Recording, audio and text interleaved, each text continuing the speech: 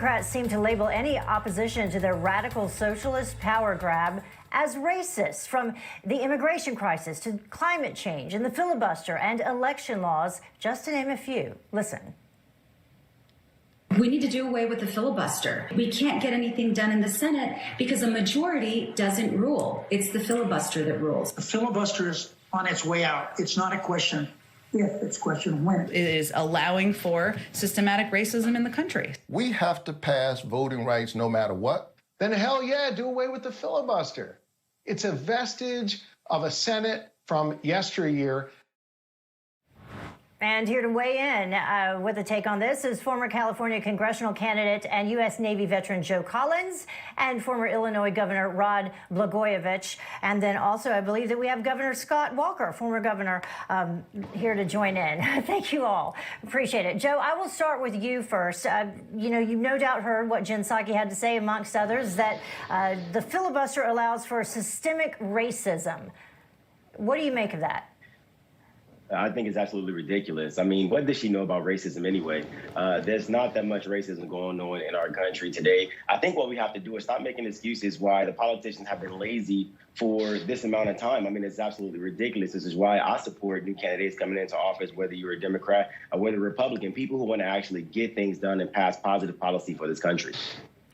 Governor Walker, in terms of weighing in on the new election laws, specifically in Georgia, they're also slamming Republicans.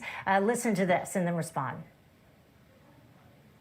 The Republican Party cannot win without lying, cheating, or suppressing the vote, and they know it. Republicans tried to steal the last election through the courts. That didn't work. So now they're trying to steal the next election through voter suppression. The Republican Party, the Republicans are bullies, and they are bullying those who are disenfranchised. They're against everything that would help Americans, and Americans are catching on, and that's why they have to suppress the vote.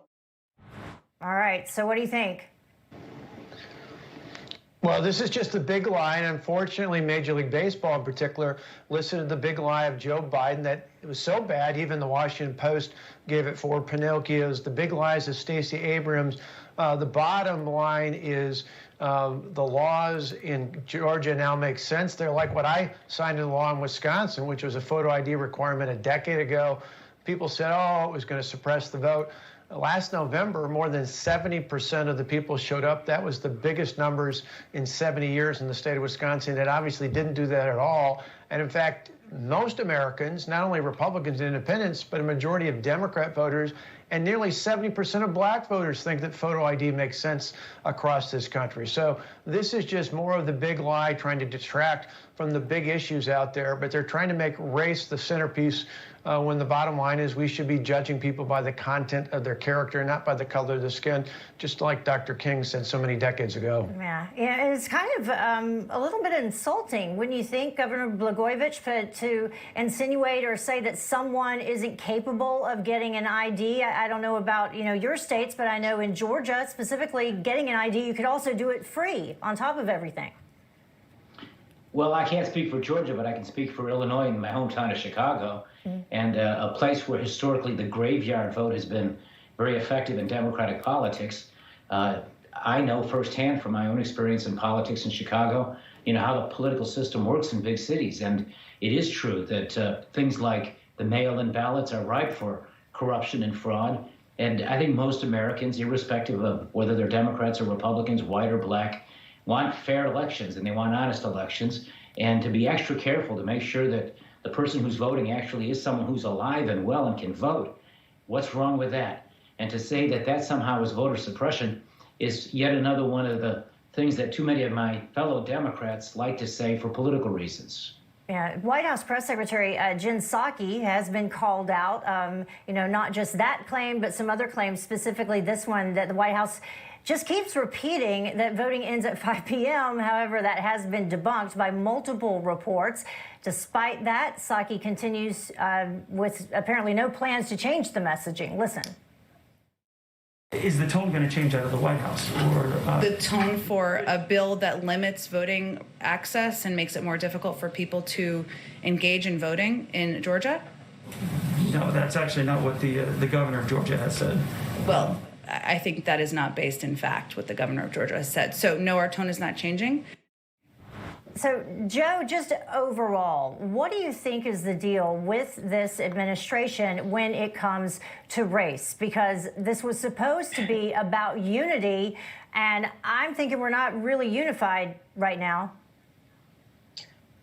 You know what? When it comes to this administration, one thing that the people of America cannot forget is that if you want to talk about systemic racism, Joe Biden, because he's the perpetrator of all of it. When it comes to Jen Psaki, I think the Biden administration set this lady up for failure. I mean, through the rosy red cheeks and the rosy red hair, you can see the frustration in her face because the Biden administration came into the presidency with no plans, and now you're asking this lady to go out and explain a no-plan policy from the Biden administration to the entire United States, and she absolutely can't. That's why she has to circle back every time. Mm-hmm.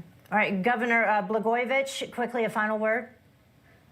My final word is it's terrible what some of the modern Democrats are doing today, how they play the race card as if it's a political trump card, no pun intended. It's wrong, and frankly, it not only divides our community and divides our country, but it's misleading to black people. Here you have the Democratic Party today that wants to defund the police when 75% of the murders in Chicago, where there have been over 800 murders, are black people, to leave black people even more vulnerable. And they're doing it because of the cynical racial political component to it. And frankly, that's racist. Yeah. Governor Walker, final word.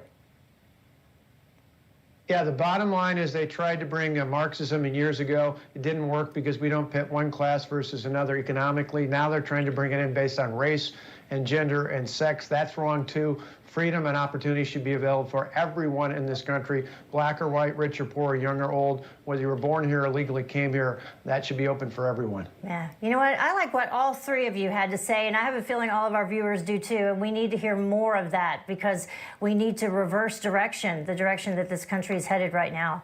Governor Walker, Joe Collins, Governor Blagojevich, thank you all for joining us. Have a great evening and weekend.